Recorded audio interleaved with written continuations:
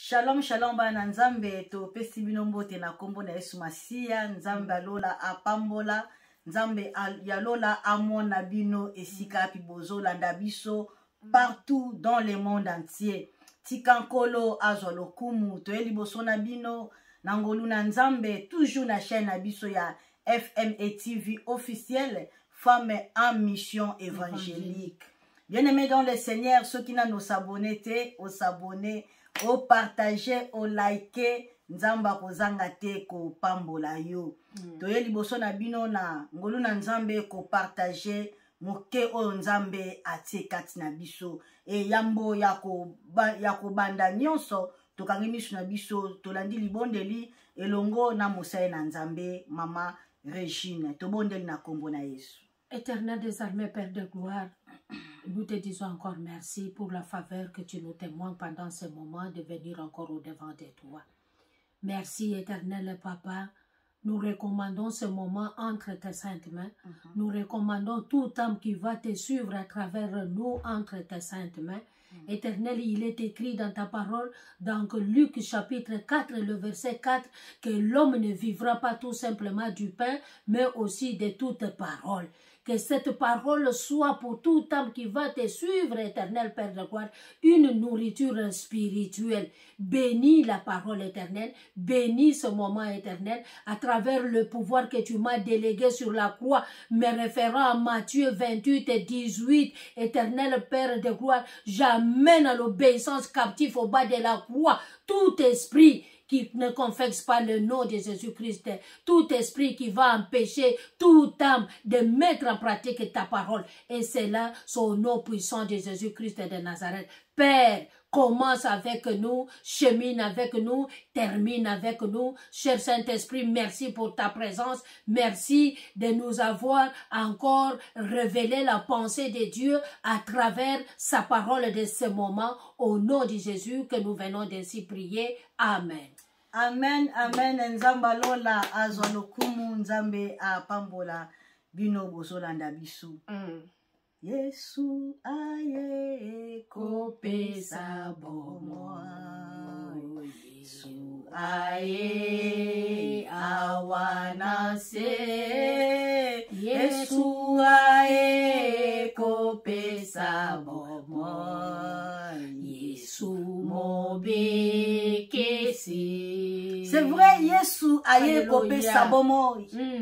Yesu nde mobikisi, bien-aimé dans le Seigneur.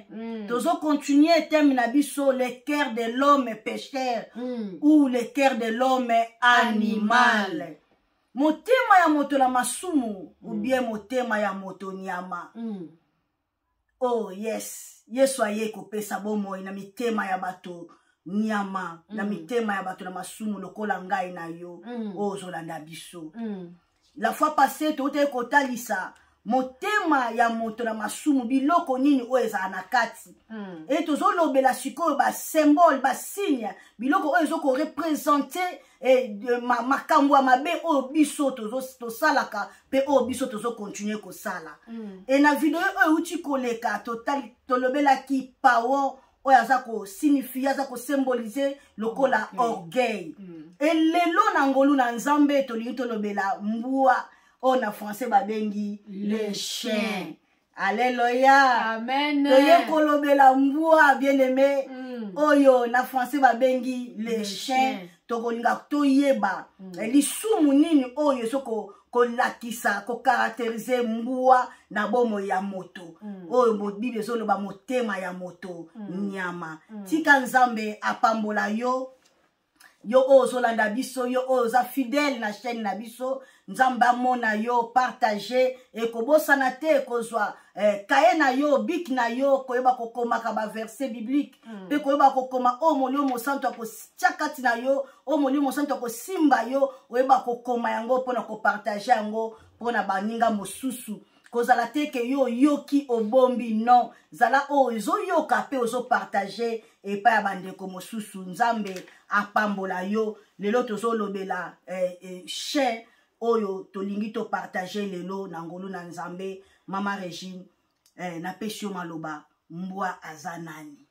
ya solo Maman Josephine lokola yo opesinga maloba na koyeba mbwa eza nini mbwa eza nini mbwa na mukuse eza un animal un mammifère domestique c'est-à-dire eza nyama oyo avivaka na batu lokola fois passé to monaki parent to lobaki peke parent avivaka na batu na kati ya ndaku nete awa ata na Congo tozo komona ata na mikila poto tozo komona mutu donc azoko partager vie na mbwa azoko tambola na mbwa azoko kene na musala na mbwa azoko kene na shop na mbwa du mbwa aza nyama oyo oyo avivaka na mutu na batu d'une façon générale et puis pe aza carnivore c'est-à-dire aza nyama oyo aliaka misuni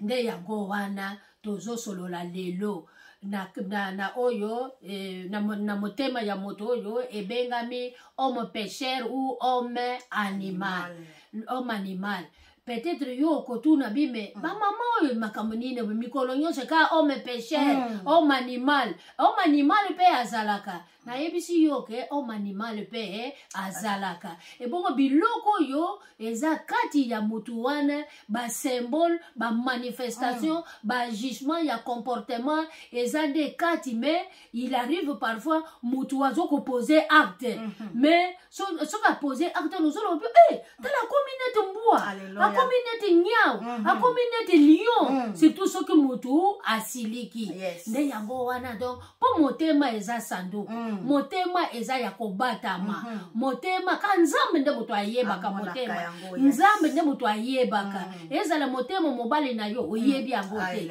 ezala ya bana na yo oyebi yango te ezala mitema bakonzi toyebi yango te a part ka nzambe mais nzambo yo aza bolingo watindelaki biso mwana na ye moko ayaki pona biso ayaki pona batu ya ba mitema ba homme pécheur ba homme animal batu ya mitema o ebeba na ba blessure intérieure il se pourrait que et peut-être aussi na kata motema na yo wana donc etonda na ba blessure intérieure tel que ba coup au joie au perda esengo et ba blessure intérieure wana sala surtout na ba marié partenaire azoko souffrir pona nini à cause ya ba choc oyo yo ozwa ozokene ko transmettre ozokene ko vivre ezala bana ezala na école ezala na place musala ba chef ba mona passe mais pona nini mutu yo ba jugement boy pona nini mutu yo comportement boy nyoso utaka na kacha motema mais nzambo yo ayebi puis o nyoso za enveloppe o za mabele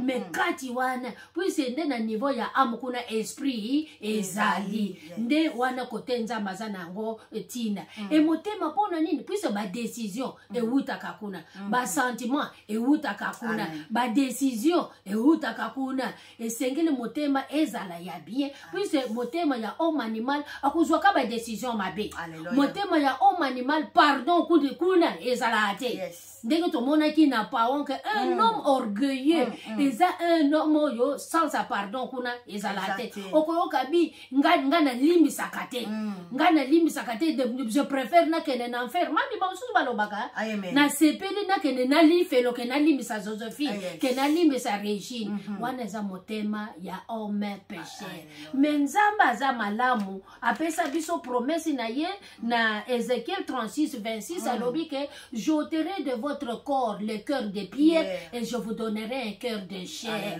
nde yango wana tozo kanga makana promesse ya nzamba wana na nzela tozo solo la boyo yozolanda biso kukanga makana na zongela nzambe abi me papa yo lobike okopesa biso bapesa kana moto asengaka Matthieu 7:7 lobi senga le verset le plus facile le plus connu de tous atazana pongi Matthieu 7:7 senga bakopesa yo senga pe epa ya papa motema ya boboto motema ya chair motema oyo nzamba fandi na kati puise na motema ya homme animal kuna ezande satana Satana nde moto afandi, Satana nde azoko dicter, azoko orienter, Satana nde moto azoko influencer, Satana nde kuna ezaka ye na domaine na ye, na batu na ye, na ba mode opératoire na ye. Et parmi les modes opératoires, il se manifeste à travers les signes des animaux.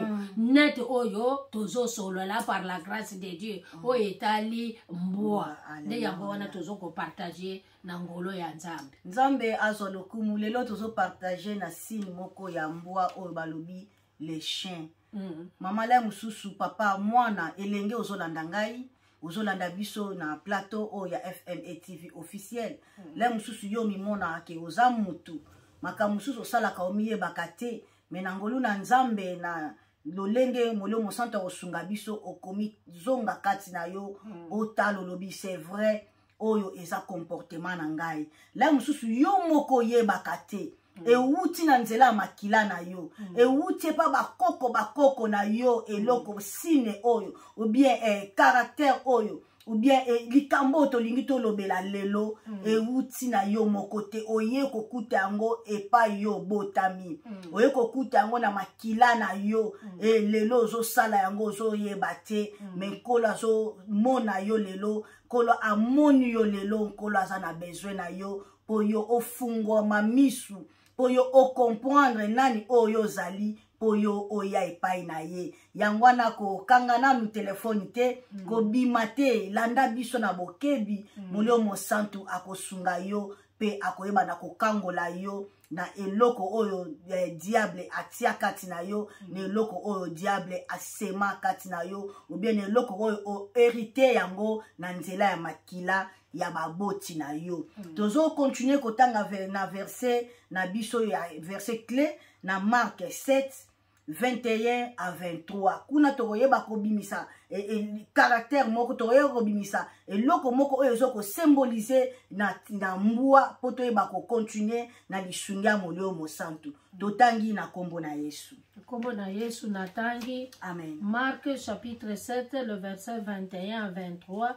En effet, c'est de l'intérieur, c'est du cœur des hommes que sortent les mauvaises pensées, les adultères, l'immoralité sexuelle, les meurtres, les vols, la soif de posséder, les méchancetés, la fraude, la débauche, le regard envieux, la calomnie, l'orgueil, la folie.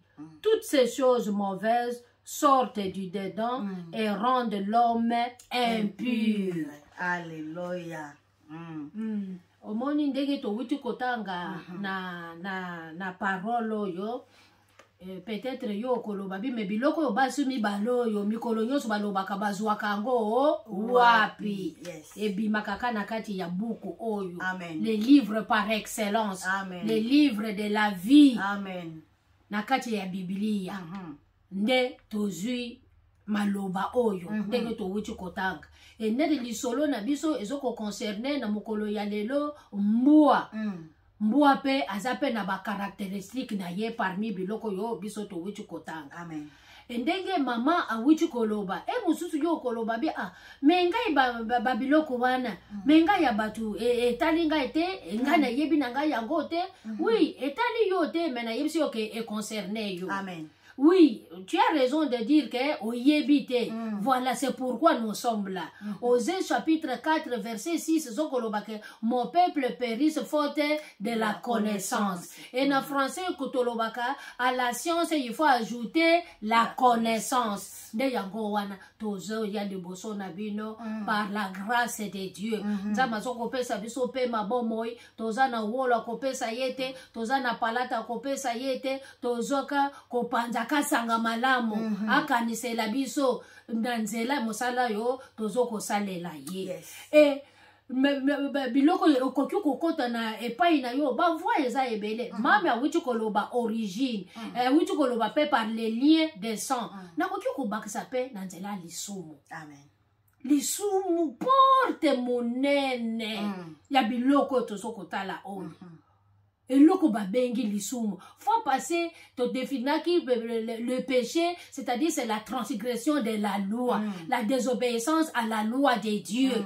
au lieu oyo comme mongongo anzambe yo lingi kosala makambo ya nzoto zokotinda yo ya mokile zokotinda yo lisumu nzamba tie liboso na biso 10 commandements mais olingi kotosa 10 commandements te wana obuki mibeko. C'est ça qu'on appelle le péché. Biloko ekotaka na nzela ya les sumo porte monene ufongoli. Et ça peut être aussi par les liens des noms.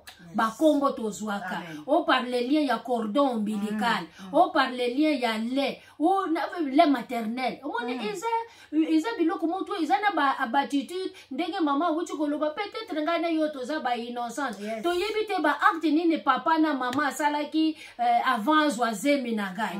To yebite ba sokolaki yo na eloko nini. Mingi to mona kao nakati ya mayo yo po mwana ya makazi tia mukua ya nyamate mukua ya mbua poso ya nina ya mbisi ya mai ya nzombo ya nini zwali kasa.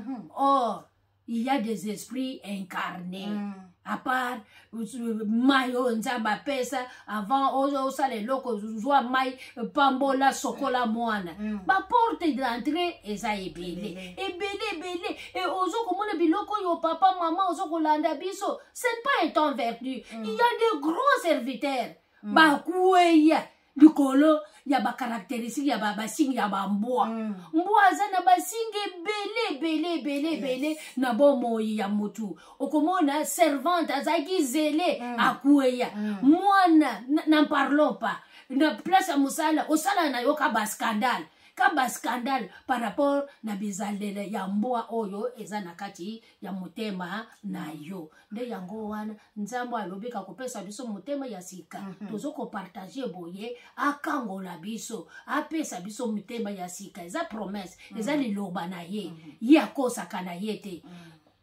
Bibiso papa mokile mwana soka lobi ngana lingi keti oyo ya marque Nike una marque oyo papa kenda kasombaka apesaka ebongo papa na biso oya zana nyonso nde ye wana to ye liboso na ye tozo solola makambo oyo du mami makambo etali mbua to wito ezape na biloko yo eza awa na Matthieu 7 oyo ndenge to Marc 7 plutôt Marc 7 21 oyo nditi 23 ba caractéristique mbua pe eza na kati eza nini mama mbua ndeko na ngai mama papa mbua nyama kitoko pe nyama mabe. Amen. Nyama mabe. So yeba ke soki olali oloti mbua. Nakati na yo impudicité. Amen. Nakati na yo médisance. Nakati na yo omoni envie.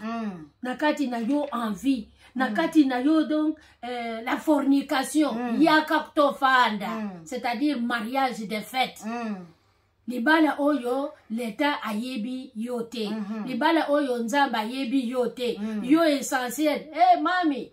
Hey. Po kuna mukanda ezali. Okangi bisaka. Oke kofanda. Po fami wana kuna baza bien. Ozui mwana na yo kende te. Makamadoto wana nini. E kuna eza makamu nini. Fornication. Bofanda kanabino. Bobota. Don de la maternité penza mapesa. Ale. Bana bazoya. Yebake. Bana wana. Nandenge bazo kobotama. Nzamba yebi bagote. Nakati ya inyo ya fornication. Libala oyo nzamba zate. Libala oyo bazeka na coutume. Libala oyo zaka bazeka na ba pratique. Bambwa balani. Kuna nzamba zate. Kuna kadi ampe mande mutu azoko konza. Adultère. Ezana kati. Et puis scandale oyo donc surtout ngana zolo babike nakati kuna donc impudicité. Impudicité donc okoyoka famille ba impudique. Amen. tout le monde qui me connaît les cas qui a tombo kaki Yes. oh impudicité ezwa qui allure ezala na kamba na nzambe ezala na kamba ba oba sambela kate ezala na ba milieu professionnel ezala na ba milieu ya bana impudicité ezwa qui ampleur adultère kuna kolobate inceste poto papa zo sangsa mama na bana kudia nsusu kudia maki poto na place ya musala na ba bureau kolobate scandale sexuel caractéristique yo tomona ka mbwa omone mbwa ya mwasi ndenge azala na chaleur bamibale bambwa nyoso bamibale bazala ka alerte Alléluia. ezo kanisela nga lisusu mbwa na ngai donc mami mbwa kima sala une semaine nazolanda mama Régine nini bomoni mbwa na ngai milerte o milere bazo sexa ngai milere akomi tetu azotosa yote abi mwasi moko aye kotombola ngai milere na ndako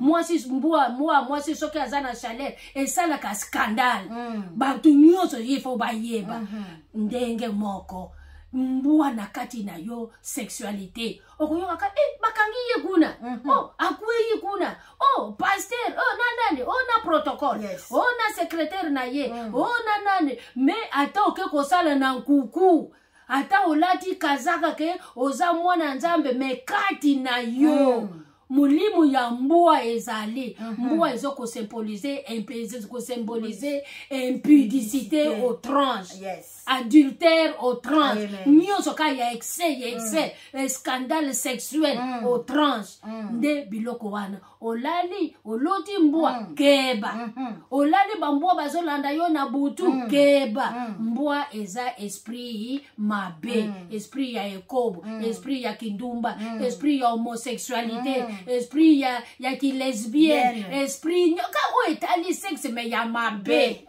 tozo komona pe wa ekomi lisusu ozobala na mbwa Alléluia. wana ezani abomination sur abomination ata ozosala ngo sur le plan physique boete mais sur le plan spirituel mususu pe o participaka lisumbo wana ndenge ozopesa moninga conseil kende kesala boye kende katusuku bimi na mwana na yo isa mabete kasopozwa mbongo bima na papa bima na beau frère bima na belle sœur ba mususu kude mami bima na mama na papa oyo aboti yo pozwa mbongo eza mabe nyama mabe mbwa nzamba kelaki ye nyama kitoko me bato ya mokili na ba pratique na bango nyamba mabe mbwa nde yango wana mami na mutuna utuni ngai nzamba zo lokumu na kanti ndeko bisiko zolanda biso ozotala ke mbwa azokosymbolize nini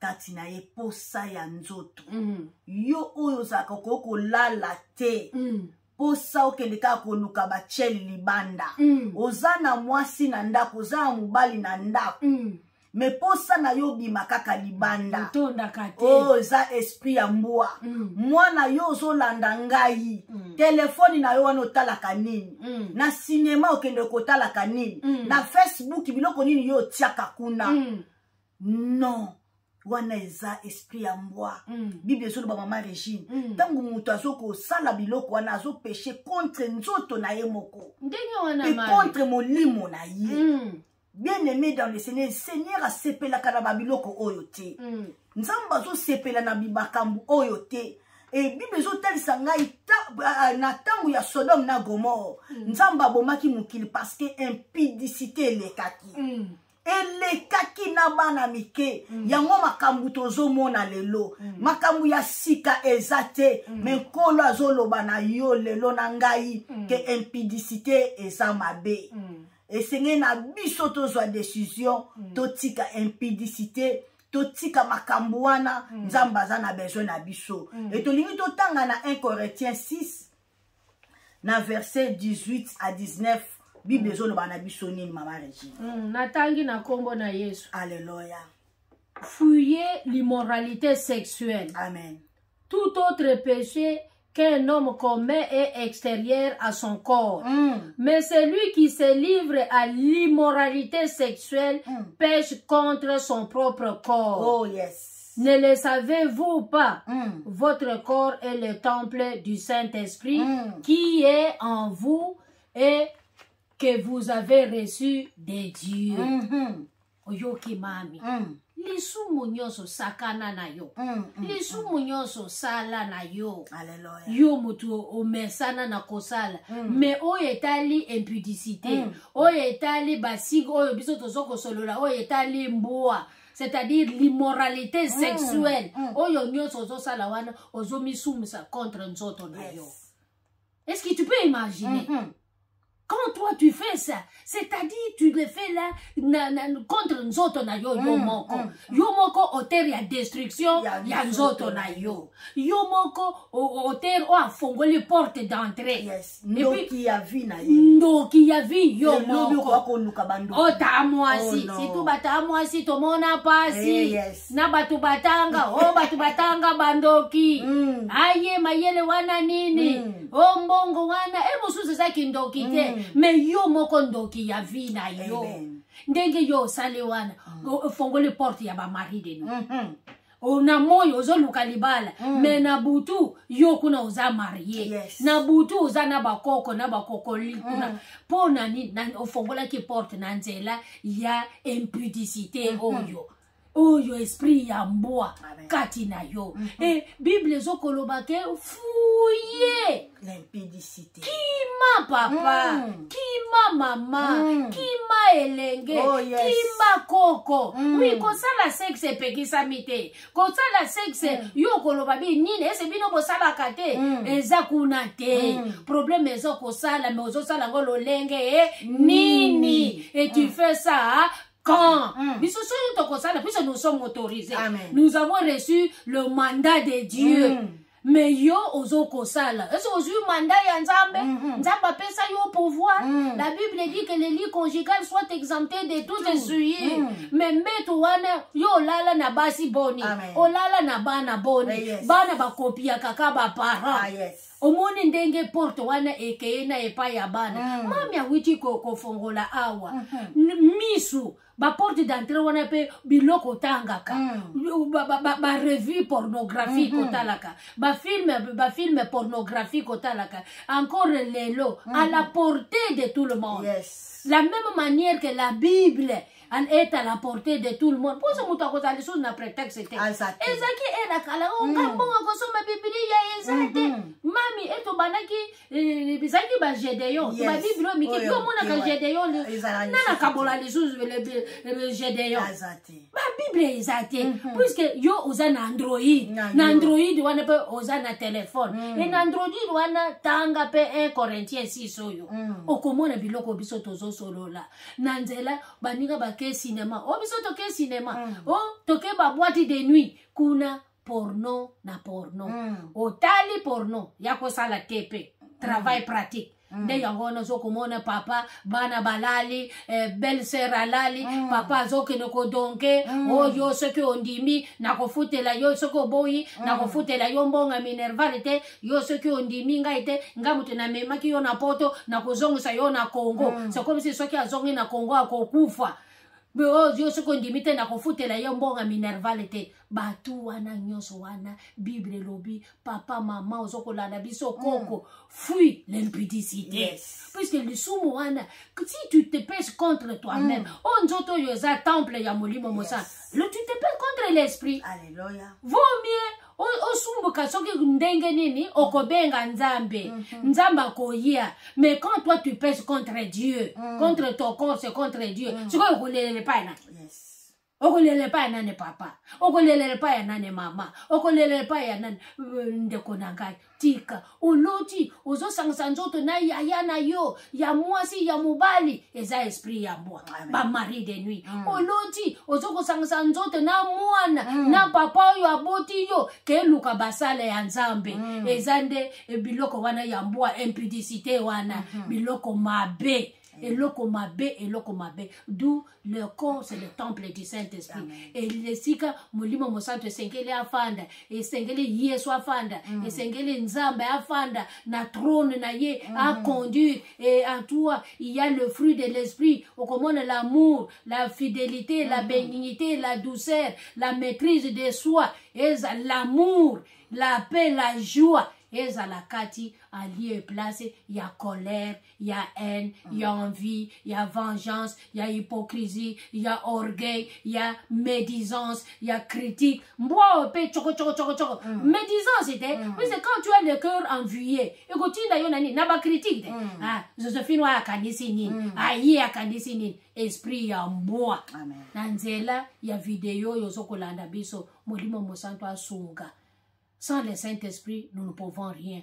Mais avec Dieu, nous sommes vainqueurs. Avec Jésus-Christ, nous sommes vainqueurs. Jésus-Christ est mort sur la croix à cause des impudiques, à cause des bateaux caractérisés par l'esprit des chiens. L'esprit, il y a immoralité sexuelle au trans, à toi au coué, au sale, au loto, au sale, rapport sexuel. Na ya, na yo, na papa, na yo, na maman, na yo. Il est grand temps. O tubela, o luka délivrance, et ça va singe ma bé. Mais dans l'inconscience, dans l'ignorance, il ne faut pas te culpabiliser. Longola motema ya culpabilité.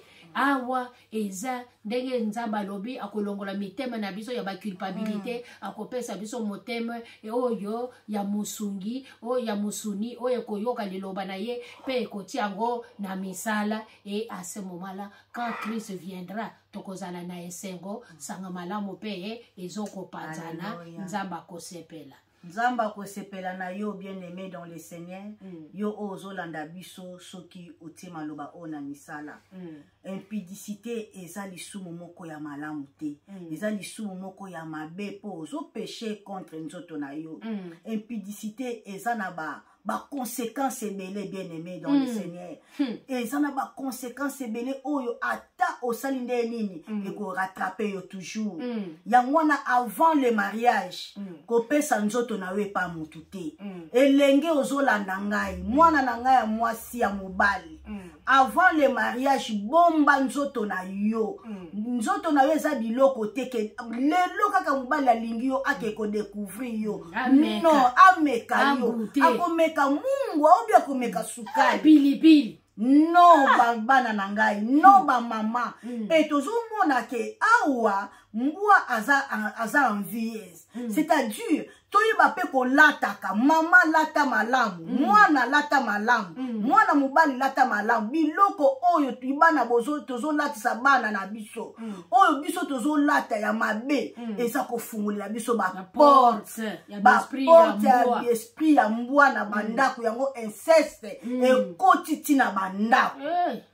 Pona nini ko lata mabe. Tozo lata mabe na église tozo lata mabe. Okomona frère na église mais place ici avandi moya telema atiata offrande ezate po yo lati mabe. Alors kolo ayeko yebisa biso to kiba impudicité.